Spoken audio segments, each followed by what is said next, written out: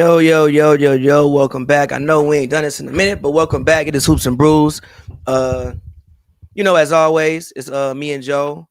Shout out Thomas. Thomas will be back on soon, but today you got me and Joe, man. We gonna do these more consistently. Obviously, since the NBA season is starting up in how many days is it? But it's like about a month. No, we ain't no month away. We like a little less than a month. No, we like weeks away, bro. Season start. I think like in about 2 weeks. I think the season starts. Ooh, yeah. Halloween is around the corner. There's always Halloween game. Yeah. So we gonna do these a little bit more consistently for you. But Joe, get your plug in. Tell the people where they could find you at, and I mean, let the people know what you've been up to, bro. What's good, y'all? I've been good. Been around working. It's good to be back on the pod. I've been coaching my flag football team. I remember correctly, Thomas and Pavy, they was hating on me saying I couldn't do it, but we started off good this season. I'm 2-0 this year. We got a combined record in both games. How many games y'all got? We only played 4. Well, in the regular season, only 4 games. And then we got the championship. We played 2 already. We won 28-0 and 25-0. So that's what's up. Okay. We're doing we're doing our thing. Yeah, steamrolling teams. Besides that, I've been working a little bit in the gym. I was out with Pavy a couple weeks ago. Shout out to you for that weekend. That was a crazy weekend. I had a lot of fun. You had me and Naomi on. We went crazy. That was dope. But yeah, nothing too crazy. I'm excited. The NBA season is back. I'm gonna be back at the Intuit Dome for the Clipper games. Yeah, that's pretty much it. What about you?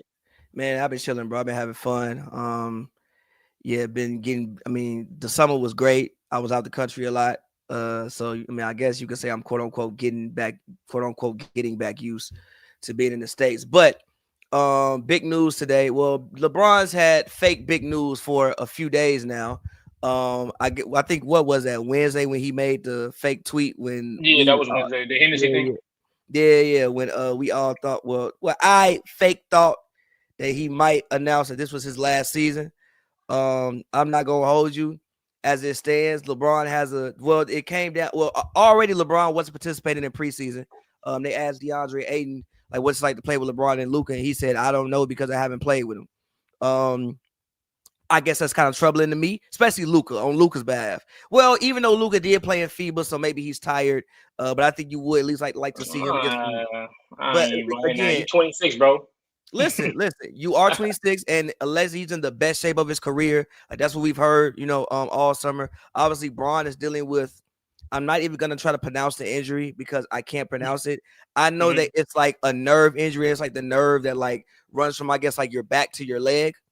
So basically, I guess he has nerve damage, kind of, sort of. So he's out for a month. In your mind, how does that affect this Lakers season? How does that affect LeBron and also the prospects of what the Lakers could do going forward as we think about them this season? I think it affects the Lakers a lot, honestly. But I'm a big guy especially in the modern NBA, I'm a big guy on next man up policy. So this just means more minutes for some of the guys we picked up. Jake LaRivia, a young guy. I'm high expectations for him. I thought he was solid in the minutes he played last year in Sacramento. I'm not gonna make fun of Jake. I'm not gonna make fun of Jake LaRivia, but you said that gives me more minutes for the guys, and then the first name you said was Jake LaRivia. They are Jake cooked. LaRivia is a solid. Definitely the cooked is definitely reached. I expect Rui. This is a big year for Rui. I think it's not a contract year for him. I think maybe the following year is, so it's a good chance for him to showcase himself. He's had a lot of good outings in the playoffs the last couple of years. He's one of the only guys who we could rely on for scoring last year. He shot, I think, over 43% from the 3 playoffs last year. A 3-level scorer guy who can really embrace his opportunity. I feel like it should help the Lakers out. I mean, get to see what guys can do with LeBron. Because I honestly, LeBron is 40, 41. I expect him to be in on the lineup all year. So him not being in the beginning, so that way when it happens later in the year, it's not some big surprise. Everybody's out of place and people are getting pushed back into positions. Also, this is great for the Luka. A lot of people are picking Luka to win MVP this year. I think this is a great showcase for him. A good time for him to go out there and make his mark on the league and see how far he can elevate this Lakers team with him being by far clearly the best player. Just see what he got for real. We expect the monster numbers, but can he elevate them to wins? Can he get Aiden those easy looks everybody's talking about he's doing? Can he set up Rui? Can he keep everything afloat? Can he play a little bit of both ends to lighten the load on everybody else? There's a lot of question marks. I think this makes the Lakers, to me personally, I think this makes the Lakers a much more of an interesting watch for me without LeBron. I'm really curious to see how the rotation looks. I'm curious to see who steps up, and I'm curious to see how many is Luka playing? We're going to probably play 40 to 44 minutes now a night. So like, what's going like how is JJ Playing ranking these guys? 44 minutes a night, bro. He's in the bench increase like he's 26. He not playing 44 minutes. Who else are they gonna really rely on? I mean, I guess you do still have Reeves. You got Reeves, you got Connect second year. I mean, he can't handle the ball. At least he can shoot. I mean, the problem with the Lakers is they don't really have. When you look at their roster, like when it comes to plate making, they really only have LeBron James and Luka Doncic. So that's like the. Go ahead.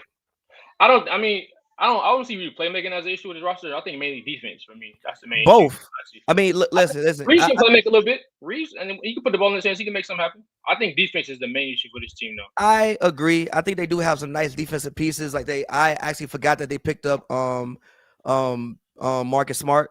I actually forgot that. They did pick up Marcus Smart. Now, granted, obviously Marcus Smart, former DPOY, but that was like 4 or 5 years ago.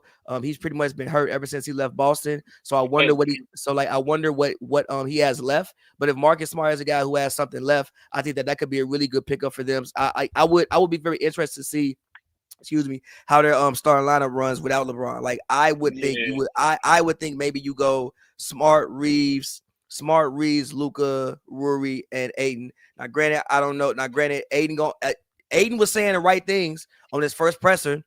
After I think a lot of fans were mad that he didn't score, but he said, "Yo, my job here is to play defense and rebound." We'll see if he keeps that up. No, listen. We'll see if he keeps that up because he is going to be a guy. Granted, he's never been much of a rim protector throughout his career. He's always been a very good rebounder, and obviously rebounding is a part of defense because you cannot finish out the possession until you get the rebound. But he's never been a rim protector.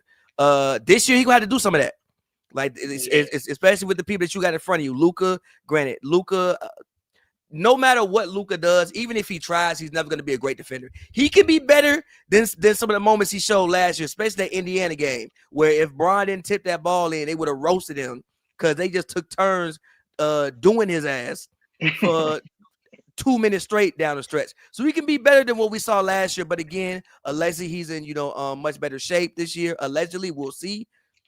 Everybody's in shape when you come in. Everybody comes in shape, and then somewhere throughout the year, sometimes people gain weight. So again, we will see about it. But I think it's somewhat troubling. I think it's troubling because you want to gain camaraderie, right?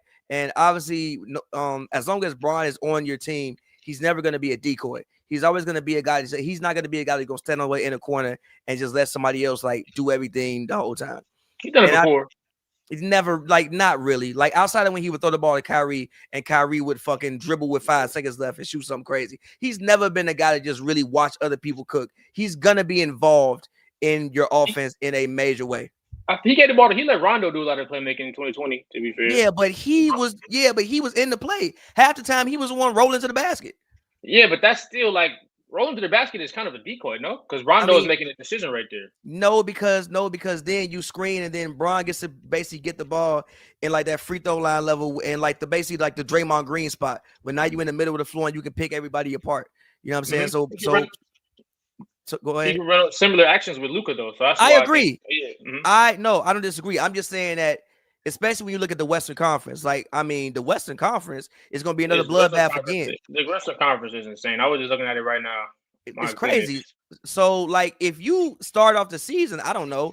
They say he's allegedly going to be out for a month. Granted, you talking about a 41-year-old man with nerve damage.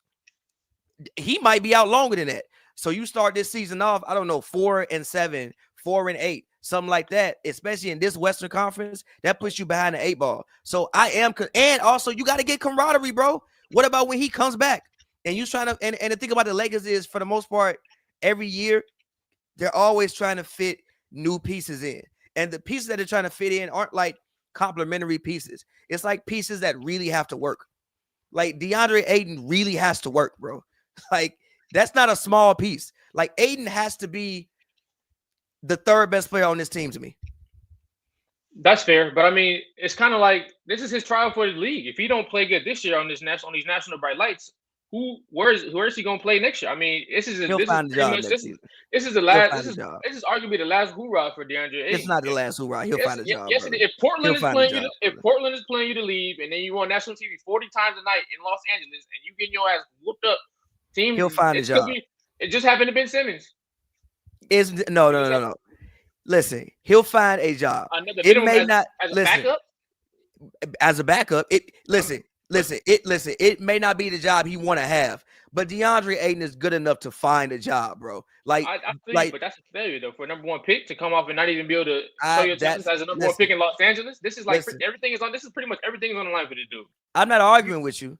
I'm not arguing with you. I think him having a good season this year would set him up to get I don't know, maybe another 15, 20 million next year and maybe a bigger deal, right? I do think it's a big year for Ayton, but I'm just saying, what about the camaraderie? Like, this is the piece you really have to work in.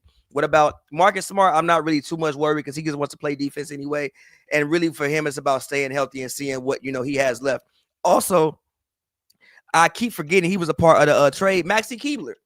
Maxi Keebler, obviously he was hurt last year, so he didn't really get to play. I would love to see what he could bring to this team, because I do think that he could bring something to this basketball team this season that they didn't have. Like, they didn't have really any shooting in the front court for real. Like, they have wing shooting, but they didn't really have shooting in the front court for real last year. So, I would just enjoy them being able to, play in, because if you look around the league, a lot of teams are playing in preseason. Like, a lot of teams have their guys out there in preseason, especially in the West. And I think the reason for that is because if you fall behind an A-ball in the West, you don't want to try to be playing catch up this season, especially you don't want to be in that play-in. You don't want to be in the play-in. You don't want to be in the play-in, and again, you don't want to be trying to play catch up, at least in this Western Conference, in my personal opinion. Yeah, I would agree. So the Lakers are definitely interesting to watch. Considering everything we said, this is second year for JJ Redick, a big spotlight for him, big chance for him to show what he can do. But yeah, it's gonna be tough. I was looking at, like you said, we looked at the top five. I have almost a top four somewhat locked, but that fifth spot is between. I feel like I got like 4 or 5 teams in there, and I'm just like, I don't know which one of these teams I want to give the nod to. Fair. But moving on, it's been a big story. I think more so today. Well, it's been a big story for a minute, but I think really today, because whatever reason it just came. I think Giannis was asked about it. I think the first report was his family decided to live in Athens. They're not living in Milwaukee. His family decided to go back to Athens for the day. I think Giannis asked allegedly he asked his wife, "Where would you like to live, Milwaukee or Athens?" And they pick Athens. Oh, I can understand. The closest, his wife, like his first family, like the closest family to him. Yeah. Not living with him in Milwaukee anymore. No, they allegedly moved to Athens. So they moved to Athens. So that was the first thing. And then I think Giannis said, like, yeah, this is where I want to be right now, but in 6 or 7 months, who knows? What do we think about that, man? Like, again, bro, I looked at the Bucks, like proposed starting lineup. Even in the East, it's gonna be tough, bro. You think? I think that besides the defensive aspect, I think they pretty much have a recipe to have a really good offense, though. As long as they hit threes, like, because Giannis, he's floor spacers. Miles Turner is also a rim protector. The guys are out there around him can shoot. He's playing with shooters, and he's gonna be able to handle the ball. He's gonna be able to get downhill. He's gonna be able to get in his pocket. He's gonna be able to push the break and kick it out. And he's gonna have plenty of space as long as these guys are hitting. So I think they can steal in the East. They can steal as long as everything goes. As long as Giannis is healthy and those guys around him are hitting shots, and Miles Turner is protecting the paint. And I think that they can his force, because Giannis is like, he's guaranteed to be at least 35, 14, and 7 this year. That's about what he gonna need to do for them. Bro, for them to win 45 games, that's what he's gonna need to do every single night. I don't. For them to win 45 games, bro, he literally for them to win 45 games, he got to win MVP.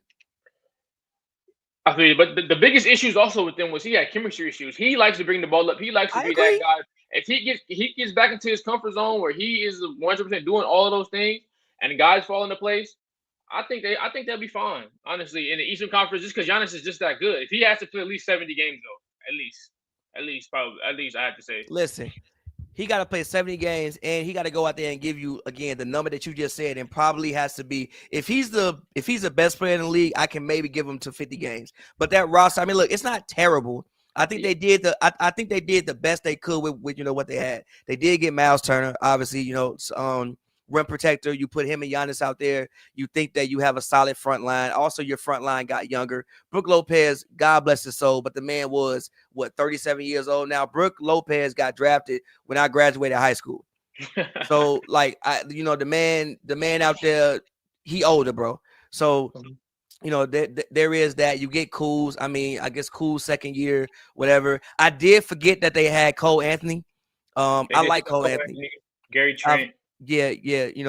Gary Trent. They got Tony Gary Harris. I've completely forgot they had Gary Harris. So they do have some like pieces around. They do have some pieces around. Proven guys. They also have. I didn't know that. And Thanasis is back, and obviously, Giannis, when he's with his brother, allegedly he just plays better when he's on with his own brother.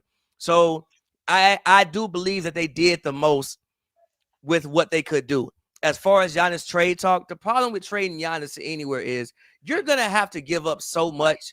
There are very few teams that can put together a package for Giannis, and yes, the only team I think that could do it. And we can't let him go there. Is the Spurs, and we can't let that happen. We can't let that happen. Adam Silver step in. Did you see what Sham said? He said that the Giannis team came to the Bucks and said the only team I'm willing to go to is the Knicks, and they had multiple trade talks, but they couldn't come to agreement. The Knicks couldn't come. They didn't want to give up what they had to give up, so the trade talks ended. What would the Knicks trade package to Milwaukee look like to you? Let's do it. Fanspo. What guys would be on the? And the thing is, a lot of people will say you don't want to trade Brunson, but it's like, do Brunson and Giannis work? Because if Dame and Giannis don't work, isn't that damn kind of like the same thing somewhat? So I was like, do you really want to take the ball out of Giannis' hands to give Brunson to run around and play the super game? I don't think you need Giannis. If you're the Knicks, I mean, and this is considering how much the East has fell off, I can actually agree with you. Like I don't know. No, I don't think you needed him. If it didn't fall off, you beat Boston last year. Like even before Tatum got hurt, you were gonna win the game, bro. That shit was fluky. It wasn't. No, it wasn't fluky. Yes, it was. I mean, listen, 2 back-to-back 25, 20 but point that's how Boston plays the game of basketball. When they make shots, they win games. When they miss shots, they lose games. Like they missed 45. They missed 73s in 2 games and kept shooting the shits. I guess, but if I do anything wrong 70 times, I don't think I want to do it 71 times wrong. So, like, that's the way they play. Like, I don't think, and again, the Pacers series, one could say they should have won that. You like have a new coach, you have a much better bench than what you had last year. You added Clarkson, you added guys like you added. Then they had Malcolm Brogdon too, I think, as well. You talking about the Knicks? Yeah. Yes, they did. Yeah. So you like added quality veterans. You added guys who can give you like an offensive punch off the bench. Allegedly, you added guys where you don't have to just give the ball to Brunson and let him dribble the leather out of it. It's still gonna happen. Again, I did see, it was preseason and it was a practice clip, but I did see a clip of them like swinging the ball around some more. Even if he is going to dribble the ball away, at least he gets to get sparred. Well, not sparred, but like swapped out by somebody, right? At least we can get about Jordan Clarkson for 3 minutes. Like, bro, score some points. I don't think you want. That's a recipe for disaster. Have you seen Jordan Clarkson in the last couple of years?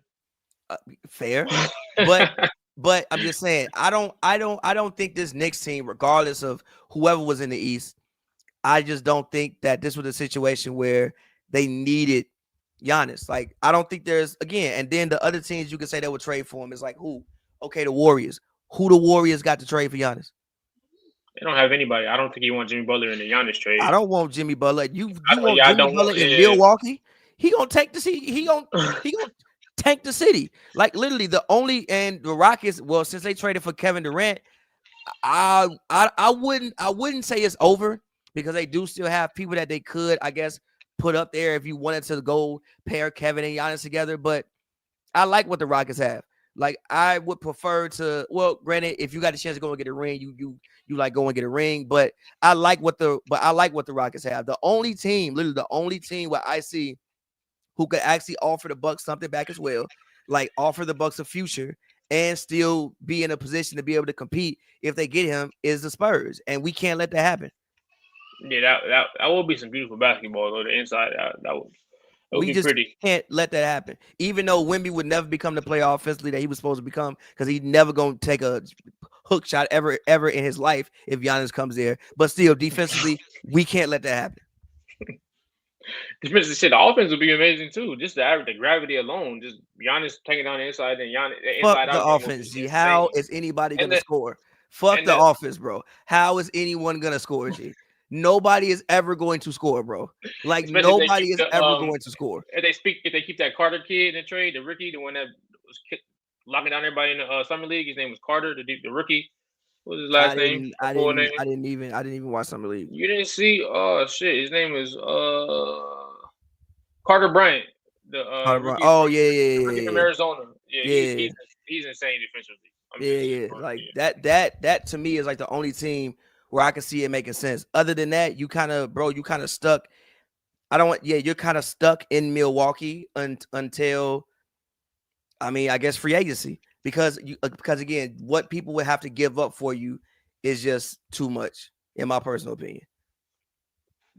That's fair. And there's no other, like, even like let's say you want to go to a big market, the Clippers, right? Who are the Clippers gonna trade for Giannis? Like I said, James Harden don't make no sense. Kawhi don't make Leonard don't make like there's no there's no, even when I'm looking, I could just continue to look around the league, like go to teams. Like I don't know who would. I mean, the Raptors, but like if you gonna get traded to the Raptors, bro, you may as well just stay in Milwaukee. The Nets, if you gonna get traded to the Same Nets, you thing. may as well just stay in Milwaukee, bro. I mean, that gets the market, Brooklyn. But I mean, besides that, yeah, but besides, like, you gonna, like, the Nets, okay, you're gonna have to trade. Well, obviously Porter gonna be in the trade just because his contract. Porter gonna be in the trade. You're gonna have to trade pretty much all the picks you got and like probably like all the rookies you got. Now you may not, well, not all the picks, but a bunch of the picks you got and a bunch of the rookies you got, and then you got to convince people to come play.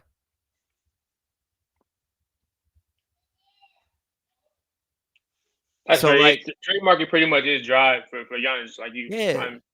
Again, like I said, the only place I can see the man we're realistically going and is the Spurs. And like I said, we can't let that happen. But somebody got to stop OKC. Man, look though, nah, bro, we can't let that happen. Did you see that player when Wemby, like, I guess, drove to the lane, bodied the man, and then I'm like, all right, bro, if that's what we doing now, God bless. But moving on to another injury team, I guess a report came out about 2 weeks ago that Fred VanVleet tore his ACL. Unfortunately, get well, FVV. In your opinion, I guess, well, the Rockets were a team that a lot of people picked to win the title. I don't know what the Vegas odds were, but I'm sure they weren't bad. How do you think this affects the Rockets' title chances and what they could potentially do this season? I do think it affects them a lot for sure, but I also think this opens up a avenue for different lineups they can run. Get to see a little more men, him at the one, more of an opportunity for him to grow. Also, more of a role for Reed Shepard as a guy people have been dying to see, a guy who has been exceptionally well in the summer league. Every time we see him there, great. He's smaller, but he's a great shooter, good dribble, high IQ, young guy. A lot of times this is going to be opening up just a lot of the line. This is the same team last year who ran Steven Adams and Sengun out there at the same time. So I wouldn't be surprised if they ran out there with a lineup of Amin, Tari, KD, Sengun, Adams, something crazy along the lines of that. I think it opens up more for the youth. The positives, it opens up more for the youth. The negative is you lose a veteran guard who's already has championship experience and was a key guy in that championship run. A guy who can get people into their places, a guy who can take pressure off everything else, a guy who can kind of settle stuff down, when you need that. A team that struggled last year in the half court, even though obviously Kevin Durant gonna fix a lot of those issues, but that doesn't fix everything. So a guy like a Fred VanVleet, a veteran championship NBA guard who can slow it down, knock down a three, set the offense up, just kind of settle the team down when everything is going on. Luke missing that is going to hurt, but it also gives you a chance to see what other guys they have. This is a deep roster in my opinion. So it's going to be interesting to see how those guys respond. Specifically, Reed Shepard, Amin Thompson, I think is exceptional. I think he's one of the. I think he's. I wouldn't be surprised if he made the All-Star team next year. It might be a little too much of a jump for him in some people's mind, but the guy's a freak athlete. I think he's working on his jumper a little bit. I see him in the offseason. I like what I'm seeing from him. I think this is a big opportunity for him. If he can come in and be the Amin Thompson that a lot of people like myself are expecting him to be, I think they don't miss too much of a beat. But it just depends on what type of jump these guys make. But Fred VanVleet, regardless, I do think he'll be missed because he is one of those guys who you can kind of rely on when things get sticky. And he is a proven veteran, a proven winner in the NBA. And he was going to be like pretty much their their go-to guy pretty much every possession. I don't want to cut you off, but yo, man, thank you for the bread, bro. We appreciate it. I don't know what currency that is, though. Can you tell me what currency that is? I'm not sure what it is, but thank you, bro. We appreciate it, man. Niles, and I appreciate all the support that you give me with pretty much everything, bro. Thank you, man. I appreciate it. But Rockets without FVV, I'm with you, bro. But at the same time, like, I mean, you pick Reed Shepard number 3 in the draft. Granted, it is his second year, and we're trying to win the championship, but like you pick Reed Shepard number 3 in the draft, and he barely played last year. I think you do want to get a look at what you have in him. Like you said, you also have Amen, and you have Shane Goon. Do you see what Shane Goon did in the summertime? Like I think Shane Goon is a guy where you could realistically run offense through Shane Goon, and take away some of the, I guess, the burden of FEV not being there. But like you said, you do lose a veteran guard, a championship guard, a quality smart guard, a good defensive guard as well. I think if we all remember that final series, like he did a good job against Steph. So you do lose that, but the Rockets got the pieces, bro. You still got Amen. They do. You still got Jabari Smith. You still got you have Dorian Finney-Smith now. You got Tari. And they have exactly what they needed, and which was a scorer, which was basically a mercenary scorer in Kevin Durant, and you have that now. As long as he can stay healthy and be there come playoff time, I still think that they can manage without the FEV injury this season. And again, like I said, I'm excited to see what Reed Shepard can do because we don't know. You picked the 3rd in the draft. You pick somebody 3rd in the draft. We assume that one day they're gonna have to play and be on the court. So I think that they can still manage without the FEV thing. Like I said, it does suck, but I don't think this is some season altering thing. And they do have Aaron Holiday. You know what I'm saying? Like obviously he's not a starter in this league, but I think he's somebody who can come in and give you quality minutes. I've seen him give teams quality minutes, so it's not like they don't have any other guards. And once FVV went down, that was the only guard they had on the only point guard they had on the roster. So I think that they can still do a thing and still manage, be able to manage without FVV, in my humble opinion. But moving on, I want to give. I don't know if you have a list written down, bro. Did you write your list down in your top 5 in each conference? Yeah. Well, not top 5, but top. Let's do top 10. Top 10. Okay. Yeah, top 10. Let's explain why we chose what we chose. Yeah, let's explain. Just give our rankings and explain why we chose what we chose. I guess I'll go first as I have my list ready. Okay. I picked number 1. I have the Thunder going back-to-back as winning the conference. I think they are a young team, and I think they can still get so much better. Like even Shea, he can still get so much better. Shea couldn't shoot last year. He really couldn't shoot the 3 ball last year. He got better at it, but it's still something that he could still improve upon. Jalen Williams did all that, and his hand was hurt. He had to go get surgery after the season, and he's a young guy. He can get better. Chet can get better. They have a rookie. I think it's Topic. The man was hurt all last year. He was a lottery pick. He's coming back this season. So they have a whole bunch of guys. Carson Wallace can get better. Like all of these guys that they have can still get better. And as long as they're hungry, I still think that they can show improvement and they can go and win 65 games again. As long as everybody stays healthy. And again, as long as they're still hungry, I think that they can go back to back and win the conference. Number 2, I have the Denver Nuggets. I love the roster that Denver Nuggets put together this season, bro. Like, I think that, the Cam Johnson pickup was huge. I'm going to say this, and I'm not saying this as in he was weak or something before, but I think Cam Johnson can have a breakout season. I'm saying a breakout season because, when he was with Phoenix, he was a guy, but he was off the bench, if I'm not mistaken, with Phoenix. He wasn't one of the main – he was a key contributor. He didn't start with Phoenix? I think they used to call him and Michael Bridges the twins. I think you remember that? Yeah, he might have started. You're right. You're right. It was Chris Paul. It was Chris Paul, Book. Yeah, Cam McHale, and then Aiden. Yeah. But I think that he's older now, and I've seen what playing with Jokic can do for people. I've seen what it did for Aaron Gordon. I saw what it did for KCP. I saw what it did. Well, we don't know what Michael Porter, but I think I saw what it did for Michael Porter Jr. I think Cam Johnson is a guy, especially if you average 18 last year with the Nets, with basically no help, and then pretty much nothing around you. I think he could be a borderline all-star player with the Denver Nuggets. And I also like going back to pick up Bruce Brown. I also like picking up Tim Hardaway Jr. You know, I like the guys I like picking up Jonas Valanciunas. I really like picking up Jonas Valanciunas because in previous years when Jokic couldn't get a breather, at least when Jokic is out the game now for 10 minutes, you can still run. I'm not gonna say you can do the same things that Jonas has Jokic type skills.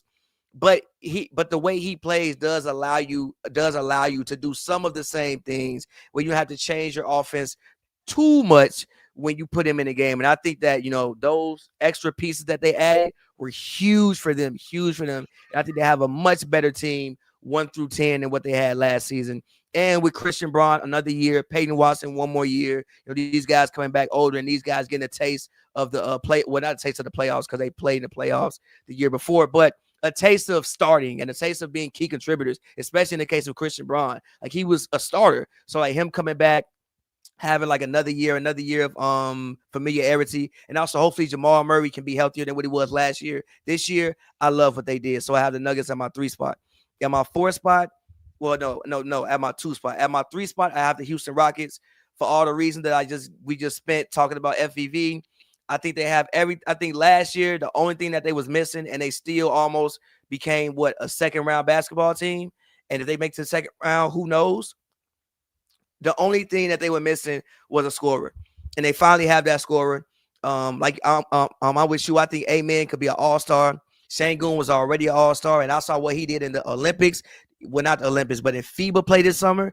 Turkey won gold, if I'm not mistaken, and Şengün was the main reason why they won gold because he was incredible this summer.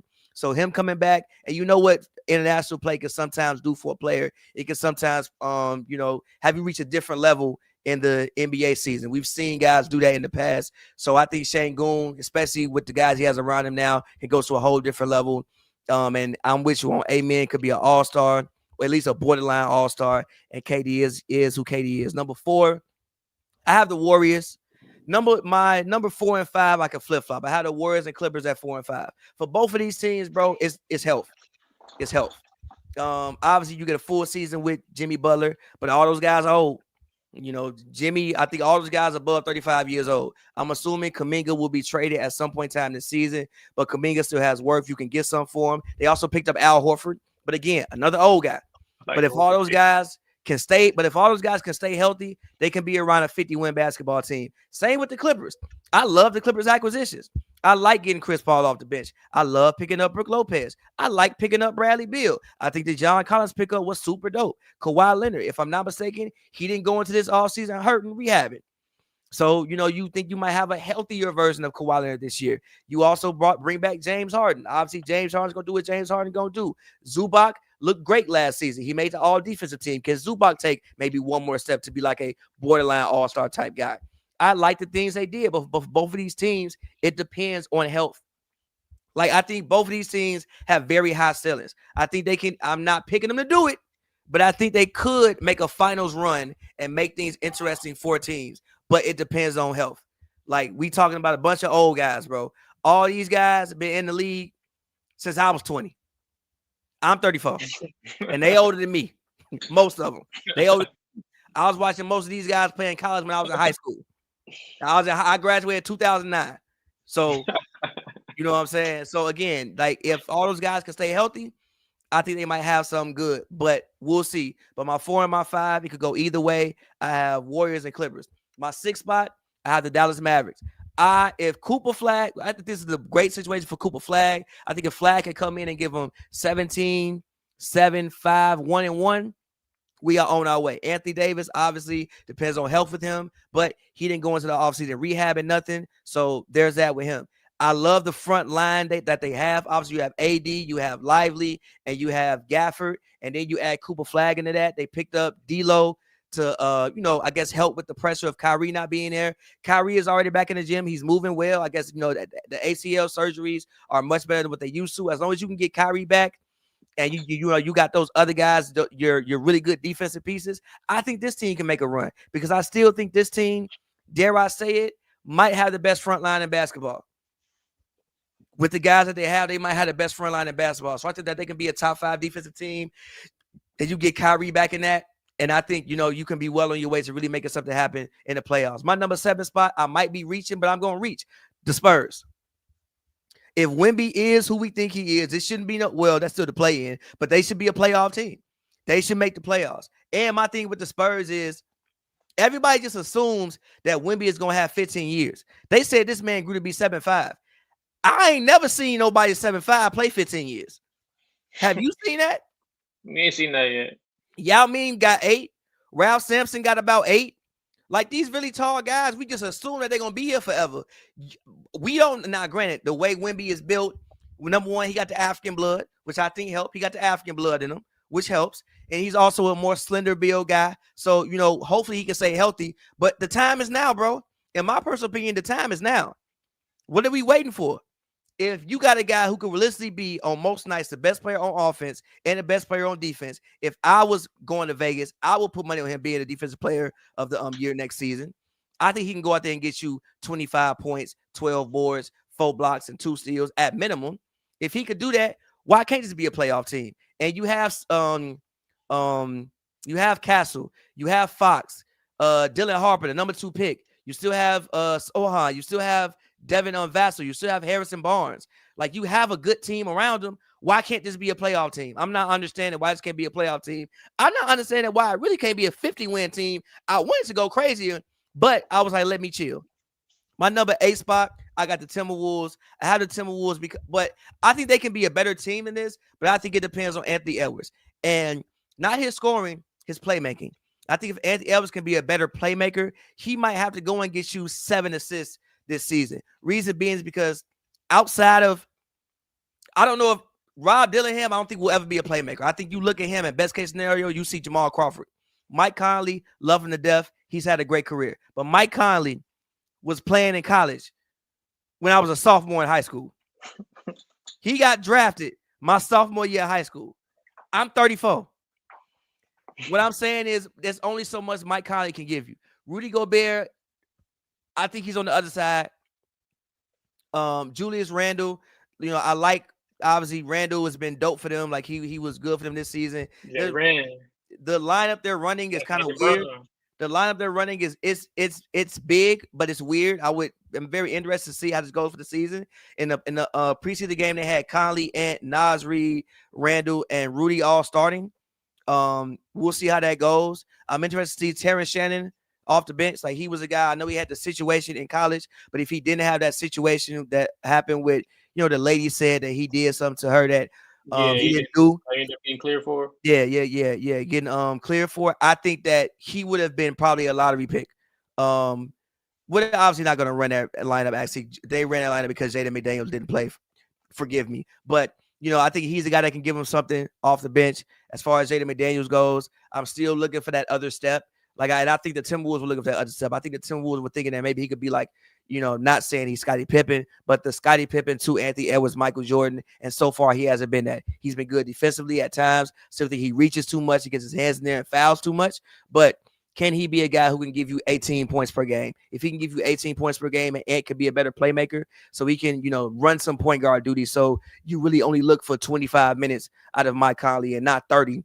Then maybe they can, have a better season and not be at the spot that I predict them to be at. But them being an AFC, I still think they'll win like 47, 48 games. Like, I don't think them being an AFC means they're going to be bad. I just think that's how good the Western Conference is. At my number 9, I have the Memphis Grizzlies. I think it's kind of a reload year for them. And I still have question marks about Job, being healthy and, some of the other guys that they have. But I think it's kind of a reload year for them, even though I do think KCP can be solid for them in moments. But I still think that they need. I still think that was a team that also I wish that they would have looked at KD as well, because I think that they need also like a dominant wing scorer as well, or a guy that I think that they maybe might want to go check on at the trade deadline if they feel it can help him is DeMar DeRozan. I think DeMar is a guy, because I do think that they need some wing scoring. A guy who can get you 25 points off the wing. That obviously with trading Desmond Bane, they don't really have that now.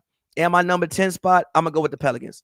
If Zion can stay healthy, and again, what we always say about the Pelicans is we like the pieces they have.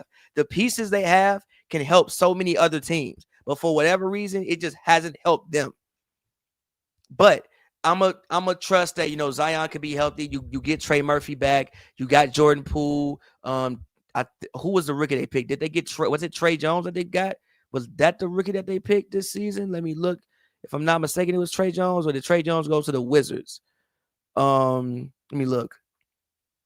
Who was it? You had the rookie they drafted. Yeah, no, actually they didn't. No, they didn't draft a rookie because they drafted Jeremiah Fears. That's who they drafted. Jeremiah Fears and Derek Queen. They got some solid rookies. I like Jeremiah Fears. He can score. So they got a bunch of guys who can score the ball. They bring it back. Herb Jones, Jordan Hawkins, a shooter, second year. He can give them something. They also picked up Kevon Looney, professional.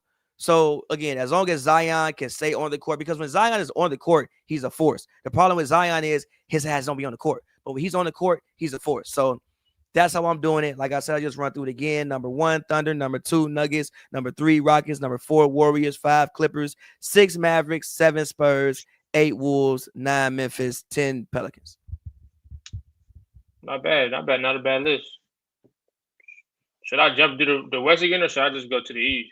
No, do the West, and then we're gonna then we gonna both give our East. All right, bet. So my list is somewhat similar, a little different.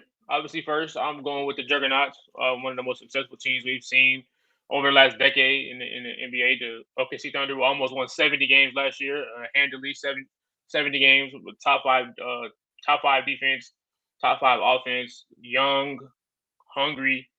They had the MVP. They had an All NBA third team guy in Jalen Williams, or was he third? I'm pretty sure 32nd, one or the other. They made 2 great acquisitions that past offseason. They're coming back this year, and Hardenstein and Caruso, 2 vets who played huge roles in winning what they did last year. I think that they have a competitive advantage of everybody. On 2K, when you have a season association mode, they have a chemistry bar. I think theirs is literally at 100%. And I think that's one of the most important things in team sports is chemistry. Do the guys like each other? Are they meshing? Do they know? Do they have a feel for where other guys want the ball? I think all of that is off the roof. It's out of this roof. I think it's out of the world with that. I also think, just you can see it. Like you said, the camaraderie, you got to build that. And I think it's all 100% there. Coaching is there. You can see even after the post-game, it upset some people, but the post-game press conference when they all gather around Shea and after he just dropped 45 on somebody's favorite team, and they all gather around him and they all smile and it's all jokes. There's a lot of high fives, a lot of smiles, a lot of just it's all there with this team. I don't think there's any question marks. I think that the only enemy they really have when it comes to postseason is the Denver Nuggets team that almost beat them last year and took them 7 games to get them up out of there. But I think that they're coming back from that. They had a hell of a game plan for him. Shadowing them with guys like Caruso that have bodies like the Hardensteins and the Cheds. I think Ched is also he's hoping to get his second year. He played 70+ games his second year. He was hurt his rookie year. He was hurt last year, but his second year he played 70. So he showed that he's capable of banging with these guys and being healthy for a season. I think he's due for another healthy season. So I'm looking forward to seeing that. But I expect them to thoroughly run through the Western Conference again. I think them to have that in the 1 seed. I think their youth and just the fact that how hungry they are and all the chemistry they have and the great coaching and the fact that they have a guy's going to be MVP candidate once again. And Shea Gilgeous-Alexander, I'd be surprised if he finished anything less than 3. The guy walked into 30 points a night in the NBA without even shooting threes. He was a mid-range, just get to the basket guy. He's draw fouls with the best of my dome. I'm not one of those people who judges him for that. Me personally, I think it's the skill set. If you got a guy who can go out there and shoot 8, 9, 10 free throws a night, I think that's a skill set. Don't foul him. That's how I look at it as. Don't foul him, or he gonna put him at the line. Be more disciplined. A lot of those is pump fake, people jumping. It's the footwork. It's exceptional. It's good basketball all around. I just think that OKC. I don't see any reason. I was obviously bearing injury, and I don't think that they're not an injury prone team. Like those other the older teams in the West. They aren't those guys. They aren't the Clippers. They aren't Golden State. They aren't the Lakers. They don't have the 40-year-olds playing 38 minutes a night. They don't have that. That's not an issue in Oklahoma. I think this is one heck of a team. I also got like you said. I know Topic got hurt again, Nicola, but I don't think that's going to have too much of an impact on them, but I expect them to pretty much, run through the East. I mean, the Western Conference once again and secure the 1 seed. I expect them to win. It won 67 last year, I think. So I wouldn't be surprised if they won around that same amount. To be completely honest, I want to say 70. I ain't gonna hold you. I wouldn't be surprised. I really want to say 70.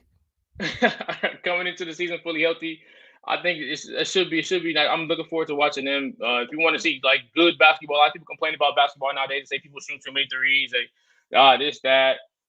that's not an issue over here. They can go to their bench. Y'all, Aaron Wiggins, Casey Wallace. Those are young guys who already fit the system, already know spots to go. They come in the game, already know, they understand their roles. Is really what I'm trying to say.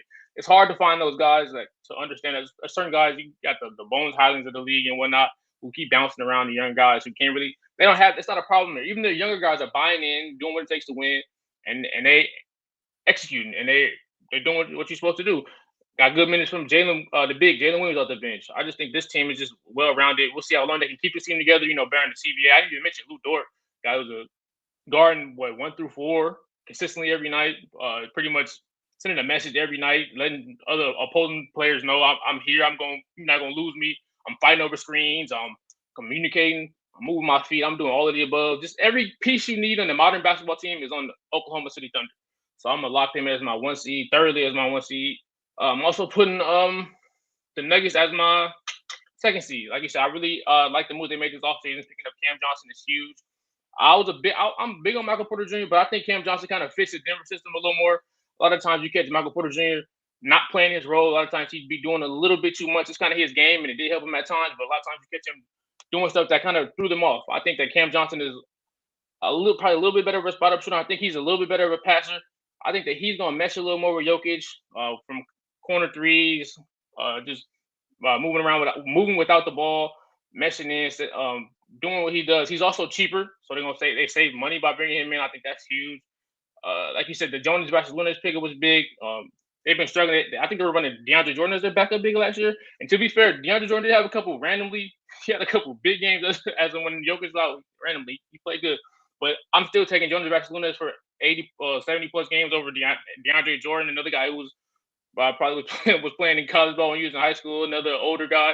So they made some good pickups. Man, he was in the class of 05, I think, bro. Dead ass, class of 05, bro. Yeah, that's just crazy. But yeah, this Denver team, I do rock with this team. That the interim coach, I can't think of his name right now, but I thought he did a decent job last year when he got thrown into the fire. Literally when I think it's Rick Adelman's son, right? No, David Adelman. Yep. Yeah, David Adelman.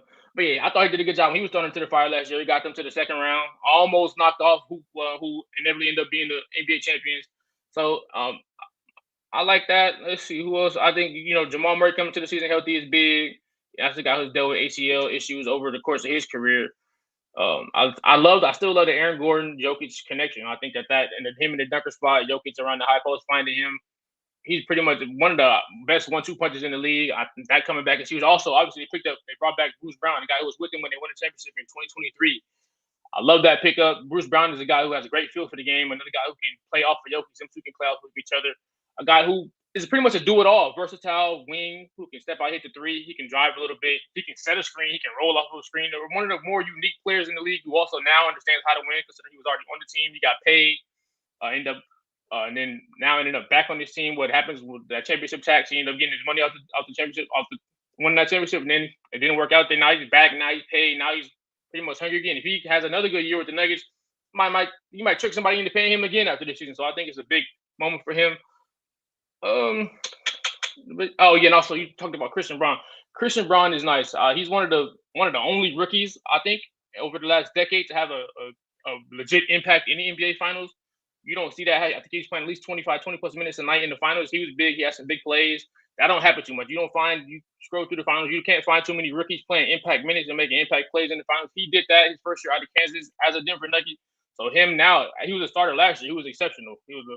I think he was getting at least 15, 16 a game. He hits the 3-ball now. He slashes. He has a good understanding, good spaces for the game. So him coming back as for his third year, I think that's gonna be big for him. He's gonna be a surefire starter, playing at least 30 minutes a night, defends a little bit. So I think, I think they solidified themselves as a 2nd seed. They got the pieces. They got arguably the best player in basketball. So I just think that all that's going to come together. So I'm pretty much solidified him as my 2 seed in the Western Conference this upcoming season. I'm for my 3rd seed. I know you I want to go with Houston. I'm probably going to go with Houston as well. Obviously I'm a big KD guy, but I think this is much bigger than KD. This is KD is gonna be paired with. I don't think KD's ever played with a big man that's as skilled as Sengun is. In his entire career, KD been in the league for almost 19 years. I don't think any of the bigs you look at down his career are comparable to that.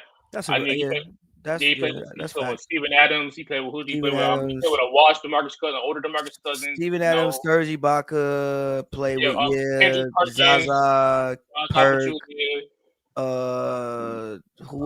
DJ, Nick Claxton, Aiden, and then God bless who was on Phoenix last year. That's Nurk, So facts. So I think that's gonna be interesting to see how that opens up KD's game. That's gonna be real cool to see.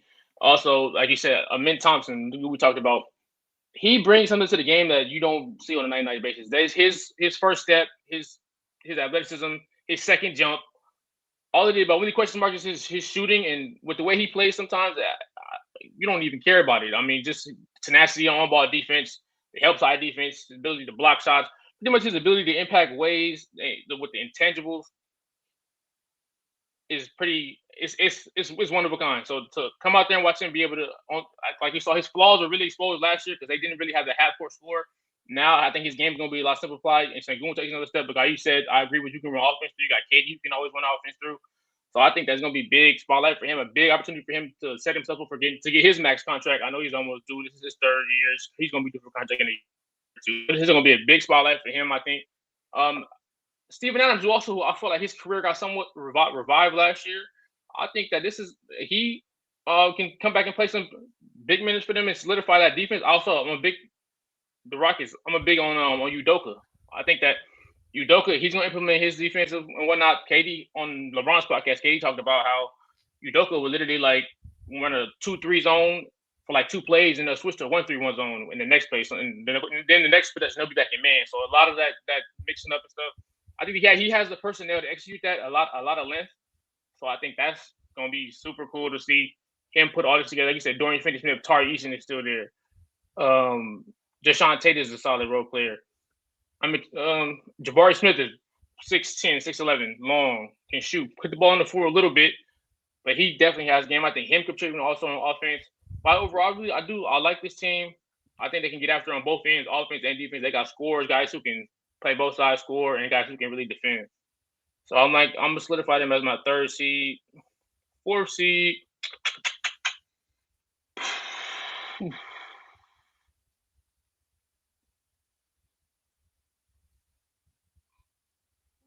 I see it, but I'm gonna go. Who you interchange Clippers and Golden State 4th seed, right? Yeah. I'm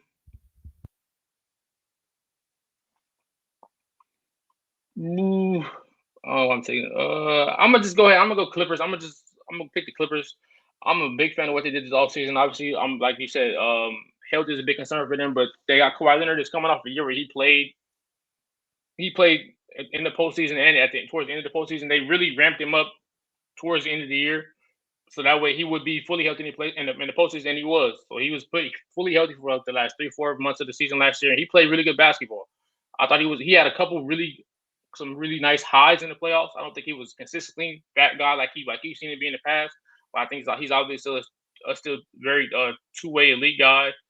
I like what they got. I'm still a big James Harden. I like how they give James Harden pretty much the keys to the offense and let him be James. And I like how he's altered his game to be more of a playmaker. Obviously, in Houston for years, most of his career, he was a score first. Even though he's also a hell of a playmaker too, but he's always been a score first guy. I like how he took a step back there. He's reading, what his personnel, and he's getting guys involved. He's had Zubac looking like an all-star last year. I thought he arguably had a great case to be one last year. I think Zubac, obviously, this is a big year for him to solidify. I think he's probably he's not the best contract in the league. He probably has one of the top 2, top 3 contracts. I think he's only making like 23 million a year, maybe even less than that, to give them a double-double every night with a couple blocks. So I think that's exceptional. Shout out to Zubac, him holding it down. I think he's a top 5 center without much of a doubt in my mind. I'm personally a fan of the Beal pickup. I'm mainly a fan of that because they picked Beal up and they avoided having to pay Norman Powell the following season. So that was big for them. I think you're replacing Norman Powell with someone who can pretty much do exactly what he does at the age of him. I think that's going to be big because Norman Powell was a huge piece for the Clippers. And now you replace that with somebody you bring in on a minimum because he got paid to leave Phoenix. So a guy with a similar skill set, a very similar skill set to him. So Bradley Beal is better than Norman Powell, bro. At this point in their careers, I don't know. Bradley Beal is better than Norman Powell, bro. No. I still think Bradley Beal better than Norman. I think that's at this point in their careers. I still think Bradley Beal is better than Norman. And isn't Norman Powell older than Bradley Beal? You know Norman Powell was literally about to be All-Star last year. If LeBron would have announced that he was not playing an All-Star game, that's fine. Like a day earlier, That's Norman Powell was fine. an All-Star last year. When was the last time Bradley Beal was an All-Star? When was the last time Bradley Beal was an All-Star? Probably like 4 years ago. Probably like 3-4 years ago. Yeah, Norman Powell is here now. I think that they're, if not the same player, Norman Powell is better than him at this point in their careers. But I just think that was a hell of a swap to get rid of that, having to possibly, because Norman, with the way he was playing last year, 24 game, shooting big time shots in the right places, exactly what you need from a starting two in this NBA and more. So I think he was exceptional last year. To be able to replace that and not have to give him that long term deal he was going to be looking for somebody who is a proven All-Star in this league for the minimum. Shout out to the Clippers GM for being able to pull it off. Shout out to Lawrence Frank and those guys. That was a heck of a move. I'm somewhat a fan of the Chris Paul reunion. I know he's older, but I like him to come in. He can when Harden missed time, guys. He's another veteran. Like I said, this is I believe the oldest team in NBA history, right?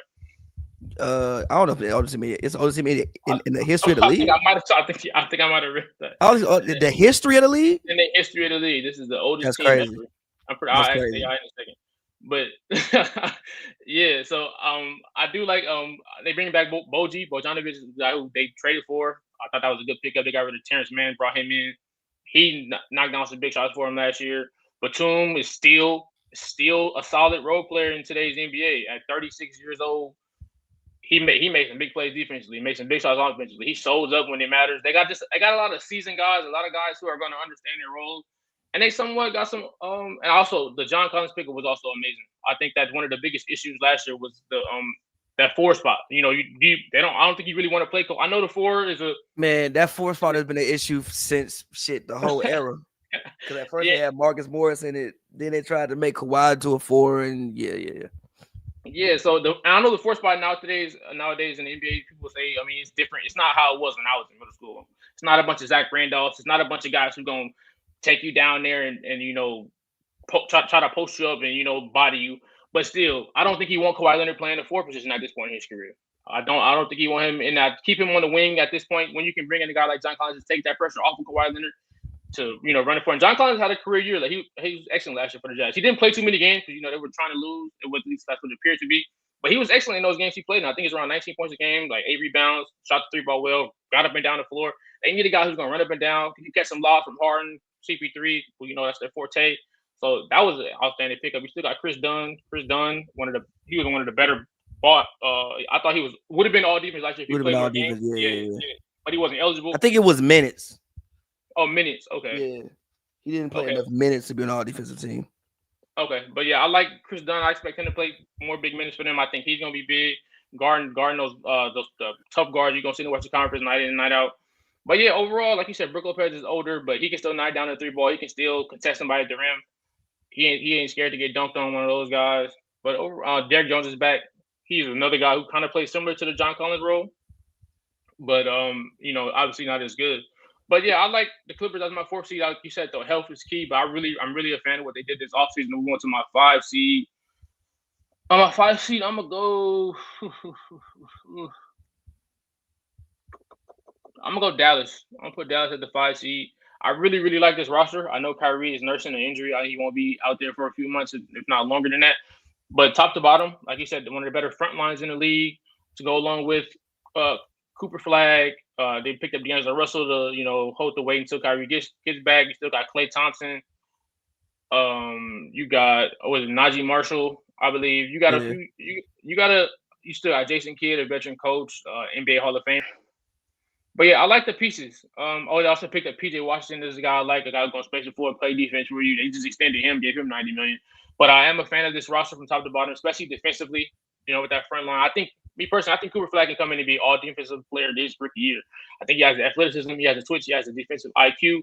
He has what it takes. He has the size, all of the above, the long arms, pretty much everything you need in what you want to see in a defender on that end.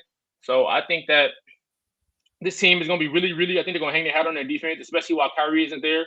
They're going to hang their hat on their defense, rim protection. I think they got guys who can get after the perimeter as well. So I think that this team is going to come on.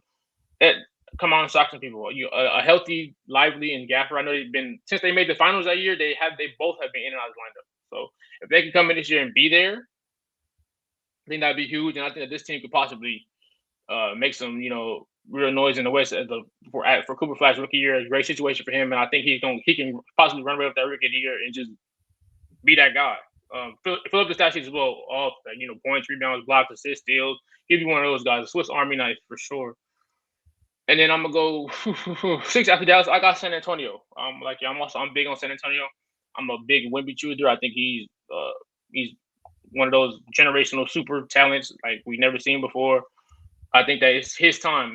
His first year, he came in. He played a lot. He played a decent amount his rookie year. They was being like cautious with him though his rookie year. Yeah, they were being cautious, but that's pretty much when he showed the world like he can do this. And then obviously last year he was another insane year, and then he suffered from blood clots towards the end. But I think that we see all the offseason videos him training with KG, him in China being a monk, just doing all this different training with. I think he trained with Jamal Crawford, training with all these different people. I think that he's gonna be, and then I expect an insane season from him. I expect if they can be in that 5-6 seed, I expect him to be in the MVP talks. I think that just what he does is just something we've never seen before, and we probably arguably may not ever see again. And he shows it every time he steps on the court. And I think he can elevate the guys around him. Like I said, I like you got veterans. Harrison Barnes gonna come. He's gonna hit shots. He's gonna be supportive. He's gonna be a veteran. He's gonna be in the right places.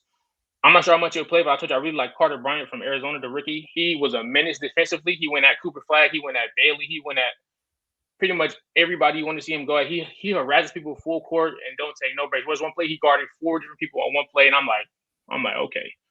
I'm big on Stephon Castle, the defender rookie of the year. It's gonna be interesting to see where he fits because now you bring in 2 other guards, so it's gonna be. I'm not sure how that's going to affect him. You bring in obviously De'Aaron Fox is already there, but you bring in what's his name? Dylan Harper. Yeah, Dylan Harper. Bring him in, so we're gonna see how he meshes with that. But I still expect him to be great defensively. He's an athlete, long, athletic, can score the ball a little bit. But I like that De'Aaron Fox is obviously a veteran. They extended him, right? They extended De'Aaron Fox. Yeah. I think he's 5 years 90. 5 years 190. I think. Yeah, they extended De'Aaron Fox, but I expect him to. He's gonna give you production. Obviously, he's gonna give you 20 a night, 6-7 assists. He's gonna be there, give you some good highlights. He's gonna push the pace, keep the team moving. He's gonna produce for sure. I kind of like Kelly Olynyk is a veteran guy who's been around for a while. I think he's gonna be nice for Wemby to play off him. I also still have Devin Vassell too, a guard who spaces the floor. They also paid him. I think he gets about around $30 million a year to space the floor and be a good defender. And at this point, he's 25 now, so he kind of understands the game. But I like this team. I like this core that they're building. I think that they have something for sure. Like you said, one of the only teams who could offer Milwaukee a real trade pack. I think those guys will pretty much prove why people consider them a good trade pack. Is why they'd be like highly touted in that situation because they got some guys who can play and they got a great leader and they got, like you said, a couple mixed vets in there, Olynyk, Fox, and Barnes to guide them. So I'm interested to see how they compete this year. I've got them as my 6. And then 7th, I got Minnesota. I think I got Minnesota. A team that really hangs their hat on the defensive end. You gotta in this era, you gotta be able to respect that. Teams who could not gonna get those open looks. Teams that gonna get back in transition. Team that can protect the paint. Teams that can't keep you from getting to the paint. You got McDaniels out there harassing you, on Edwards out there harassing you. And you got Gobert at the rim waiting for you. So I like that. I also think Randall has also drastically improved his defense. We saw that in the playoffs last year. If he can keep that consistent to an 80-game season, they can even be higher than 7. But I like this team. They hang their hat on their defense. They can score too. I think Anthony Edwards, he talked about he elevated his mid-range game. He came in the training camp with only 3.5% body fat. So I think that's big for them. I like what they can do. Like you said, Conley is older. But I mean, if Rod Dillon can figure it out, like I saw, he has his highlight tape is already pretty nasty out there. People looking like Jamal Crawford, step backs, all of the above, a couple nice pocket passes, like nice dime. He can figure it out a little quicker. That can also help them out too, because like you said, Mike Conley. I think that was my biggest problem for Minnesota last year in the playoffs. Is because once you double Ant, his relief is Mike Conley or McDaniels, and those 2 guys are very limited. Obviously, Mike Conley at this point is very limited, and McDaniels is just limited off. He's not really an offensive guy, offensive playmaker or scorer. So once you double Ant, sometimes it's like, where do we go with the ball? I mean, what other sport am I getting? So That's my biggest issue with them. If they can figure out maybe acquire somebody, or Dylan could take that next step. But like you said, Terrence Shannon is a guy who excelled last year, even in the playoffs when he got time. But my biggest issue, they can somehow figure out, or Anthony Edwards can take even another step and be in those MVP talks, or they can fix that issue when their teams do double down and show multiple bodies and they pinch on Ant and whatnot. How are they guys? Can they find somebody who can take that pressure off him when teams are showing him 2-3 bodies? But we don't know that, so I got them as a 7th. And then 8-9 is pretty much Lakers and Golden State. I think these are two similar teams. I think Golden State, Lakers is where I forgot. Like the Lakers gonna make it. I gotta move Memphis down. Okay, yeah, I forgot. I gotta move Memphis down and then put my Lakers at 9 and put because the Lakers gonna make it. I forgot the Lakers, and I know somebody gonna see this and cook me. I forgot the Lakers. I genuinely forgot the Lakers. My bad. I ain't want to cut you off. Continue. No, you good. But my 8-9 is I'm put it as a toss up between the Lakers and Golden State. Two teams like we said, injuries riddle these teams, these older teams. So I really liked Golden State last year, how they finished the season when Jimmy Butler got there. They were exceptional. They went like something. I don't know exactly off the top of my head, so don't. I think they went like 25 or 22 when Jimmy Butler arrived. They were steamrolling teams. The chemistry. Most times when two guys land on the same team, it takes them a while, to develop some chemistry. But Jimmy Butler and Steph Curry immediately hit the ground running. And I think if obviously Steph Curry got hurt, but Jimmy Butler, when he fell on his back in whichever game that was versus Houston, I think that was pretty much the end of that series. He was not the same guy to finish the playoffs. But if they can stay healthy, I think they can be higher. But it's just hard. I don't like banking on these older teams because it's inevitable. Like you hate to say because you don't wish injury on anybody, of course. But once you see the same patterns over and over again, it comes to a point where you have to expect it. So, but I really do like that team. I like the Al Horford pickup. I think he's a guy who fits Steve Kerr's system well. He's going to set those screens. He's going to know where he's going to pass the ball to Curry when he needs it. He's going to set those screens. He's going to roll when you need to. He's going to hit those open shots. I think that was an exceptional pickup for their system and what they like to do. A big who can read the defense, pass, shoot, dribble a little bit when necessary. He can even guard the perimeter a little bit. So I like this pickup. Makes him a little more versatile. I'm very intrigued with the Kuminga situation. We all know it took them the whole entire damn offseason to figure out what they was going to do with that contract. He ended up getting a 2-year, $48 million, right? With a team option next year, with a team option, right? I'm not sure, but I know it's I'm not sure, but I know it's 2 for 48. Basically, he's getting traded. So I'm intrigued to see how that situation goes, if they end up trading him or if they end up like maybe unleashing him. We're gonna have to see how that goes. But I mean, the talent is still there. Steph Curry is obviously still Steph Curry. He's still arguably one of the top 5, top 6 players in the NBA when healthy. Offensively, he's still that guy. He can still shoot 10, 11 threes a game on a 43% clip. He can still shoot from half court. He ain't gonna be 45%, G. He ain't gonna shoot 45%, bro. He ain't gonna shoot 45%, bro. Or in that range. He's still an outstanding scorer. So I really do like Golden State. And as for the Lakers, when I look at the roster, I can't buy it. I can't buy it. Like Reeves, LeBron, and Luka are just a little too redundant for me. I think you gotta off one of those guys so you can get some more defenses, balance the roster out a little bit. I'm not too fully bought in on Aiden yet. He kind of has to show me, to be honest with you. Guys like Gafford and Lively, they embrace that role of being a roller, being a guy who just doesn't really see the ball that much, a roller, a dunker, a rim protector. Aiden's never really been that guy. Even when finish, you remember times he demand touches, he want touches, he want this, he want that. I just haven't seen it yet. I think I believe he's capable, but I'm not buying into it until I see it. So I'm not too sure on Aiden. He don't really have the rep of what the Lakers need from him. I'm not sure how many possessions they got for him when you got LeBron, Luka, and Reeves running around shooting between them on average between them 25 each shots a night, somewhere around there, 20 plus shots a night between each of them. So I don't see how he fits into that. But like I said, this is do or die for Aiden. I feel like, me personally. So he gonna have to figure it out and if he buys into this role, that'll help this team drastically, and he can get them around 14 to 12 a night with a couple blocks. Good finishes around the rim. I think that'd be huge, but it's a wait and see thing for me. So I got them around there. Not enough defense on the roster as well. You running LeBron. I just don't. Like I said, the Marcus Smart pickup was big because he's known for defense, and you need guys who want to play defense. If he got something left. Yeah, exactly. He's only each of the last 3 seasons. I think he's only played 20 games each. Yeah. So It's a good pickup though, because I mean it's the right idea. Luka, they say Luka literally went out and called him, recruited him, so he's coming in happy. The best player here wanted me, So it's cool. Please help me, bro. It's the right idea. So I got the Lakers up in that area. I'm just And not your last spot. My last spot, I'm going with the Grizzlies. Fair. Last spot, I'm going with the Grizzlies. I somewhat like this team. I mean, I just think that I kind of do. I'm just not like you said. We talk about injury. Usually we talk about the older guys, but Ja Morant can't stay on the floor, and he 25 himself, 24, 26, something like that. He can't stay on the floor, or something's going on with him. It's hard to trust it. You trade away your best perimeter scorer and Desmond Bane. You get an older guy in KCP. You get a veteran and 4 picks. Those picks ain't gonna help you win nothing right now. This is based on this season. That's why I got them 10th. So yeah, this team you bring back Jaren Jackson. Obviously, is one of the better younger players in the league. He's on the max. He can space the floor. A good defender. Obviously, fouls too much. Struggles rebounding, but anybody would pretty much take him. So he's still gonna get them some wins off them two alone, depending on how many they play. I like the fact that that trade opened up more for Jalen Wells. I like that. We'll see how he capitalizes on this. I think he's going to be an interesting piece. He still got Santi Aldama, a power forward who plays good when given minutes. Is Brandon Clark? Brandon Clark, is he hurt again? I think so. No. I'm not sure. I just know he didn't have knee surgery though. I think he had knee surgery. Yeah, he's still on the injury report. And also, you got a couple guys like when you are bad, like how Memphis has been over the last couple of years. You discover talent. You discover guys from your G League team who can actually play in the league. When you're bad and you're at the end of the year and everybody's hurt. So G.G. Jackson is around again, the guy who's came from the G League, he's proven now. So he's gonna be able to get some minutes.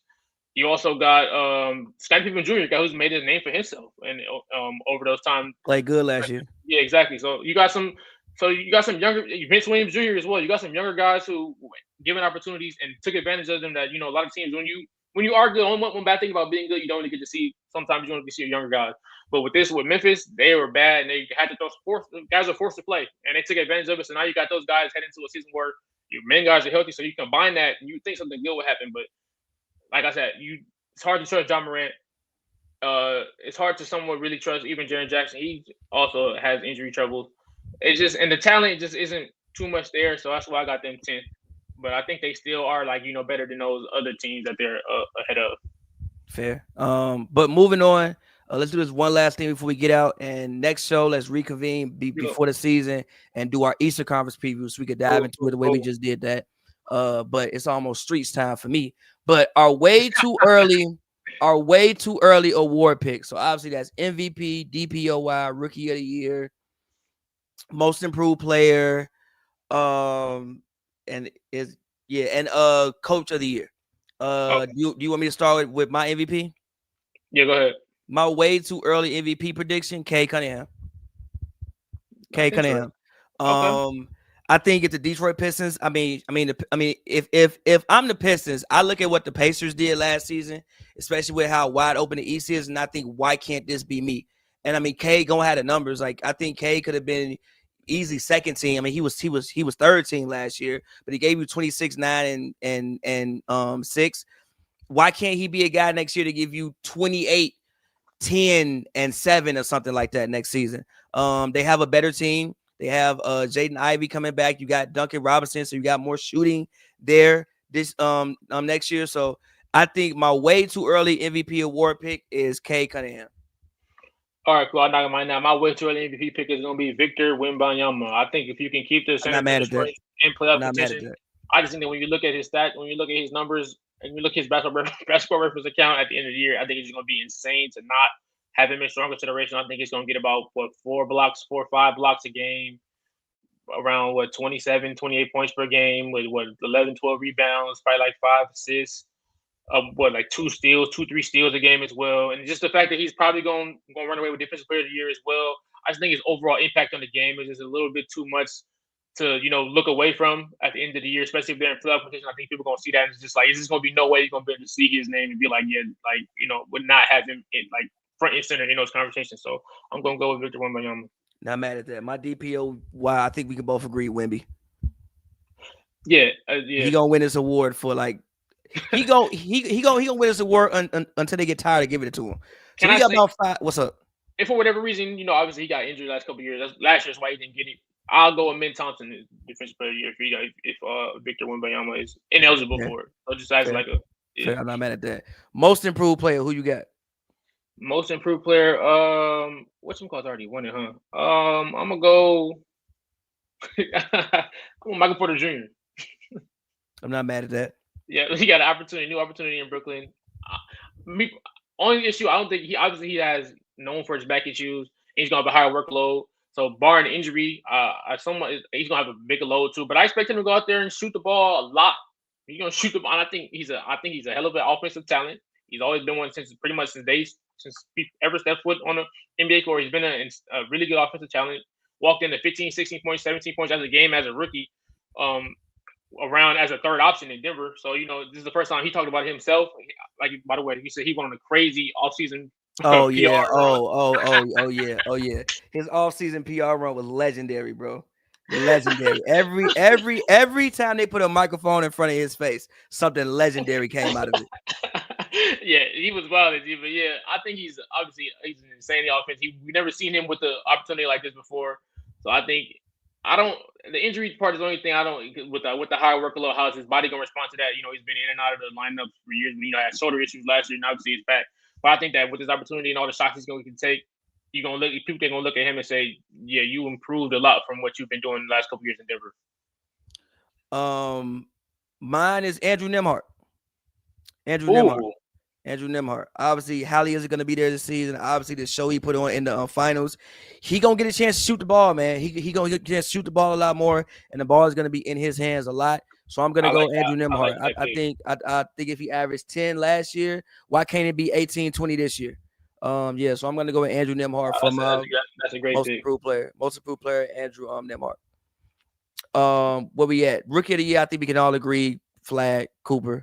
I feel you, but Ace Bailey did drop 25 in the preseason. Ace Bailey did drop 25 in the preseason, but I still think it's gonna be Cooper Flag. Unless Ace Bailey comes out and averages 22. He might. He on Utah.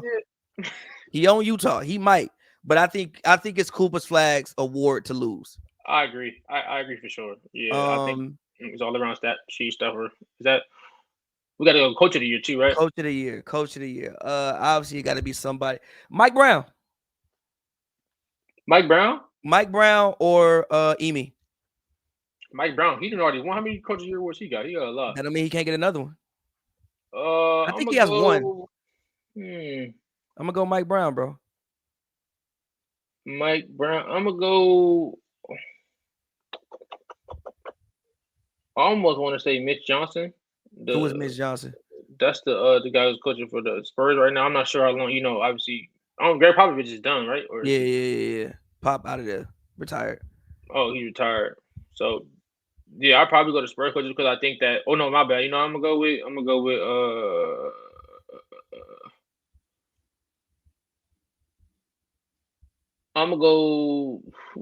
This is I don't know what this is, but probably I'm thinking about maybe Jamal Mosley. That's the yeah, that's fair.